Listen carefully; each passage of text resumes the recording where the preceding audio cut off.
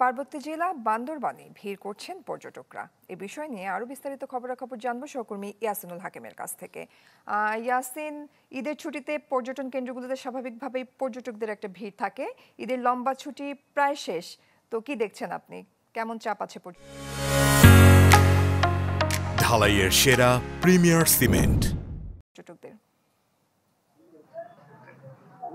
জয়, আমি এখন দাঁড়িয়ে আছি বান্দরবানের মেঘলা পর্যটন স্পটে। আমরা সকাল থেকে দেখেছি বান্দরবানের নীলাচল, নীলগিরি, মেঘলা, শৈলপ্রপাত, প্রান্তিক লেক, দেবতাখুম সহ বিভিন্ন পর্যটন স্পটগুলোর উদ্দেশ্যে পর্যটকরা তাদের হোটেলের নির্দিষ্ট রুম ছেড়ে কিন্তু গাড়ির পথে তারা যাত্রা করেছে। আমরা হোটেল মালিক সমিতির সাথে যেমন কথা বলেছি, পাশাপাশি চান্দের যে গাড়িগুলো রয়েছে তাদের সাথে কথা বলেছি। তারা আমাদেরকে যেটি জানিয়েছে, চান্দের গাড়ি মালিক সমিতি ইতিমধ্যে প্রায় 200-রও অধিক গাড়ি দেবতাখুমের উদ্দেশ্যে রওনা করেছে এবং বান্দরবানের নীলাচল, মেঘলা, শৈলপ্রপাত উদ্দেশ্যে প্রায় আরো শখানেক গাড়ি যাত্রা করেছে বলে তারা আমাদেরকে জানিয়েছে। সব মিলিয়ে আমরা বান্দরবানের মেঘলা পর্যটন স্পটে ইতিমধ্যে প্রায় 450-রও অধিক পর্যটক আসলে সকাল 10টা পর্যন্ত তাদের একটি কাউন্টিং আমাদেরকে দেখিয়েছে এবং হোটেলগুলোতেও কিন্তু আসলে প্রায় আগামী 10 তারিখ পর্যন্ত 70 থেকে 80% বুকিং রয়েছে বলে জানিয়েছে। আজকে প্রায় বলা যায় 90 থেকে 95% বুকিং ইতিমধ্যে রয়েছে এবং আগামীকালকেও কিন্তু বেশ কিছু বুকিং রয়েছে এবং 10 তারিখ পর্যন্ত এখানে বিভিন্ন হোটেলগুলোতে যে বুকিং রয়েছে তারা বলছে দীর্ঘদিনে যে পর্যটক ভবনে নিরুৎসাহিত করার কারণে যে নিষেধাজ্ঞা ছিল সেটির কারণে এখন যে উন্মুক্ত হয়েছে, এটির কারণে পর্যটক আগমনে তাদের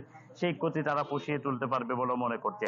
আমরা পর্যটকদের সাথে কথা বলেছিলাম, তারা যেটি বলছে দীর্ঘদিন বন্ধ থাকার কারণে বান্দরবানের বিভিন্ন স্পটগুলোতে তারা আসতে না পারায় এখন ঈদের এই টানা ছুটিতে তারা এই পর্যটন স্পটগুলো ঘুরে বেড়াচ্ছে এবং পর্যটন আসার কারণে এখানকার মানুষের জীববৈচিত্র্য এবং অর্থনীতির যে সমস্যা ছিল সেটি অনেকটা আসলে কাটিয়ে উঠবে। আমরা কথা বলেছিলাম টুরিস্ট পুলিশের সাথে, তারা বলছে পর্যটকদের নিরাপত্তার জন্য বান্দরবানের বিভিন্ন পর্যটন স্পটগুলোতে তারা 3 স্তরের নিরাপত্তা জোরদার করেছে এবং জেলা প্রশাসনের পক্ষ থেকেও পর্যটকদের যাতে কোনো ধরনের অসুবিধা পোহাতে না হয় সেজন্য তারা বিভিন্ন ধরনের ব্যবস্থা নিয়েছে বলে আমাদেরকে জানিয়েছে।